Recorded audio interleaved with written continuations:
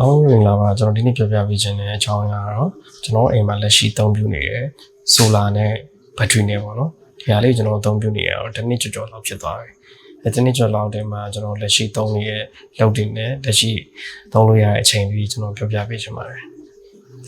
အရင်ဆုံးကျွန်တော်ဒီ solar နဲ့ battery ကျွန်တော်တက်ဖြစ်ရတဲ့အကြောင်းရင်းပေါ့နော်အဲ history လေးကျွန်တော်နည်းနည်းပြောပြပေးချင်ပါတယ်ဘာလို့လဲဆိုတော့တချို့ကကြားတယ်မှာအိမ်မှာ solar နဲ့ battery တက်တယ်ဆိုလို့ရှိရင်အရင်ပတ်စံပေါ်နေတဲ့အထင်မှာဆိုလို့ပေါ့နော်ဘာလို့ကျွန်တော်တို့ဒီအိမ်ပြောင်းလာတဲ့အချိန်တော့ဗျာအဲ့တော့ကကြတော့ကျွန်တော်မီတာရေးပါမီးကြီးပါရပြီးသားဒါပေမဲ့ဘယ်လိုဖြစ်လဲဆိုတော့အဲ့တော့ကဂျုံကနေပြီးတော့ဘောနော်မှားပြီးတော့ကျွန်တော်တို့မီးလာဖြတ်သွားတယ်အဲ့မှာမီတာပေါက်ကြီးရတယ်ပါသွားတယ်မီတာပေါက်ကြီးပါသွားတဲ့ခါကျကျွန်တော်လည်းရုံးကိုလိုက်ပြောတာပေါ့သွားလိုက်ပြောတယ်ရုံးဘက်ကနေသူကြီးတွေကပြောတာပေါ့နော်လက်ရှိတော့ကျွန်တော်ဒီမီးရမရသေးဘူးမီးတဲလို့ရမယ်ဆိုလို့ရှိရင်3လကနေ6လလောက်ကြာပြီပေါ့နော်အဲ့ဒါနဲ့ကျွန်တော်ဘယ်လိုလုပ်ရမလဲပေါ့နော်ကိုကလူကြီးကြီးပဲဆိုကိစ္စမရှိဘူးဗျာကလေးတယောက်လည်းကိုမှပါတဲ့ခါကျတော့ဒီရေရှည်ကတော့ဓာကြီးကမီးမရှိပဲအဆင်မပြေဘူးဆိုပြီးတော့အဲ့ကျွန်တော်ကဒီ solar နဲ့ဒီ battery နဲ့တက်ပဲဆိုပြီးတော့စဉ်းစားမိပါဒါပေမဲ့အဲ့တော့ပတ်စံလည်းမရှိဘူးဗျာပတ်စံလက်ထဲမှာမရှိတဲ့ခါကျတော့ဟိုလူစီကချီဒီလူစီကငါးနဲ့ဒီ solar နဲ့ inverter လေးတက်ဖြစ်သွားတာပေါ့နော်inverter တော့ကျွန်တော်စီမှာအဟောင်းလေးရှိတာပြီးသားစုခန်း inverter လေးအဟောင်းလေးရှိတာပြီးသားဆိုတော့ကျွန်တော်ဝယ်လိုက်ရတာကြတော့ဒီ battery ကကျတော့ကျွန်တော် tubular type 200H battery တစ်လုံးရယ်ကျွန်တော် solar တော့450 watt တစ်ချက်ရယ်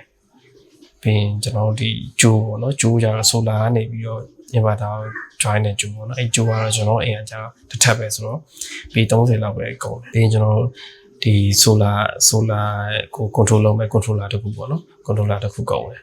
ဒီမှာကျတော့ကျွန်တော်တစ်ခုပြောချင်တာအဲ့ controller နဲ့ပတ်သက်ပြီးတော့ပေါ့နော်ဒီကျွန်တော် solar တက်မယ်တကယ်လို့နေတယ်လေ solar တက်မယ်လို့စဉ်းစားထားတယ်ဆို controller တစ်ခုတော့မဖြစ်မနေသုံးစီချင်တယ်ဘာဖြစ်လို့ဆိုတော့ဒီ solar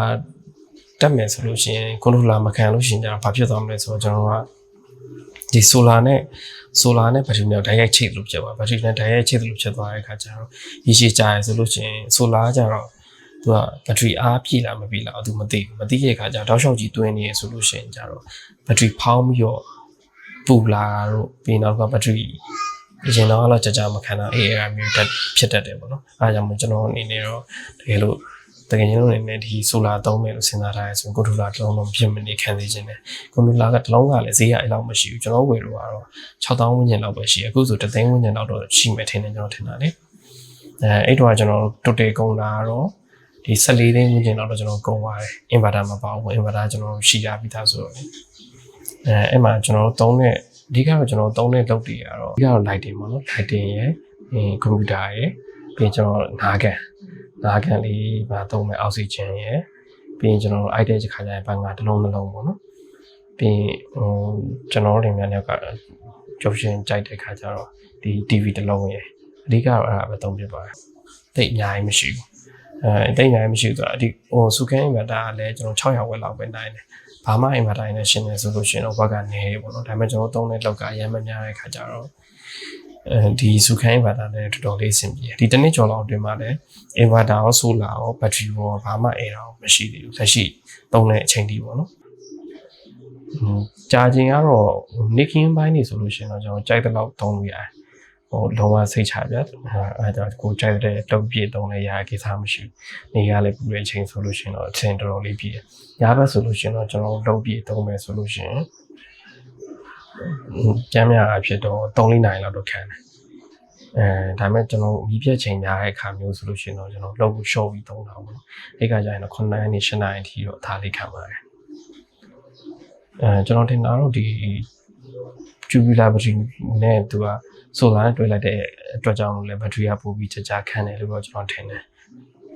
ပြီးရင်ကျွန်တော်ဒီ battery ရဲ့ status ကိုလည်းကျွန်တော်ခြိုက်ပြရအောင်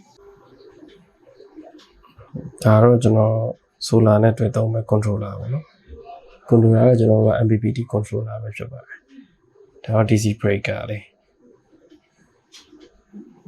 ဒီ solar နဲ့ controller နဲ့ကိုယ့်ကိုယ်ပဲဆင်တာပါ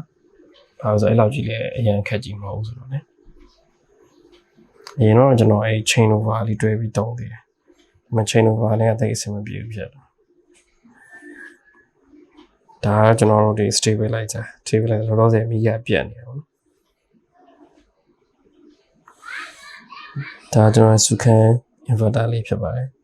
စုခန်း inverter ကတော့သူက600 watt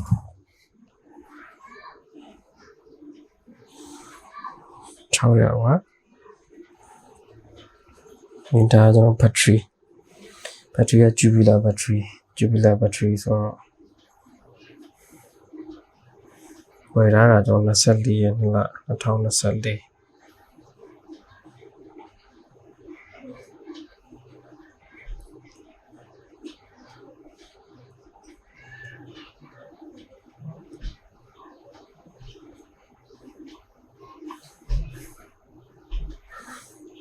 2024Jubilar battery နေရာ AH ဖြစ်ပါတယ်ဒါလက်ရှိချိန်ဒီပေါ့ဒီ Jubilar battery ရဲ့ကျွန်တော်ဒီ level လေးပါပြီးသားပေါ့ဒီ level လေးမှာကျွန်တော်အနီရောင်လေးပါတယ်အစိမ်းရောင်လေးပါတယ်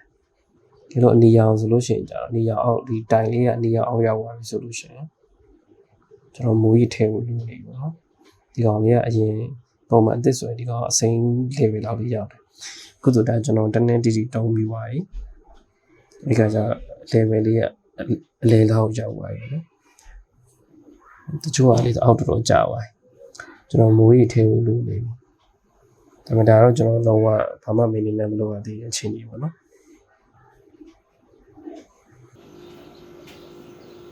အခုလောဆယ်တော့မီးပြတ်နေတာပေါ့နော်မီးပြတ်နေတာကိုကျွန်တော်တို့နေရှင်းမှာစိုင်ထားတော့မီးလုံး3လုံးလောက်ထားတယ်ဒီဖျားကန်းမှာကတစ်လုံးရှိမယ်ပြီးရင်ကျွန်တော်ငါးကန်အတွက်အောက်ဆီဂျင်ရှိမယ်ပြီးရင်အေကန်မီတစ်လုံးရှိမယ်ပြီးရင်ဒီဘက်ရှောက်လန်းမှာကျွန်တော်မီ2 point ထည့်ထားတယ်မီ2 pointပြီးရင်ကျွန်တော်တို့အိတ်ခမ်းမှာမီ1 point ရှိမယ်မီ1 point ရှိမယ်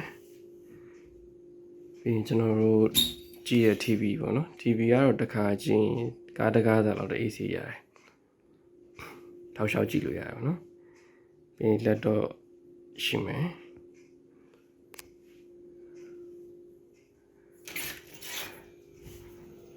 ပြီးရင်နောက်ဖေး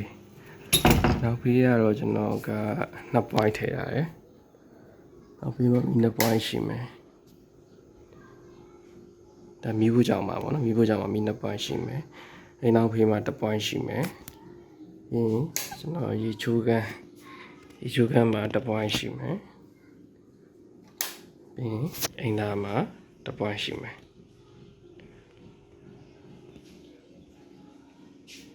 အဲ့တော့ပြောရမယ်ဆိုလို့ရှိရင်ကြာကျွန်တော်လက်ရှိသုံးနေတဲ့အနေထားနဲ့ဟိုတန်နေပြောရမယ်နော်ဒီတစ်နေ့ကျွန်တော်သုံးခဲ့ပြီမဲ့လေဒီအရင်ပုံစံတိုင်းပဲအရင်ဝယ်ကစားတော့လို့ပဲလက်ရှိဟိုလောက်တွေလည်းသုံးလို့ရနေတော့ပြီးရင်ဟိုအပြီးအားကြခြင်းရလည်းခံနေအောင်ပဲအဲ့ခါကျကျွန်တော်အနေနဲ့တော့တန်နေလို့ထင်တယ်ဗီဒီယိုလေးကတော့လောက်ပါပဲဗီဒီယိုလေးဆုံးဖြတ်ကြည့်ပြီးတဲ့တိုင်တော့အားလုံးကျေးဇူးတင်ပါတယ်နောက်တဲ့ဗီဒီယိုမှာထပ်ပြီးတွေ့ကြအောင်အားလုံးပဲတက်တာ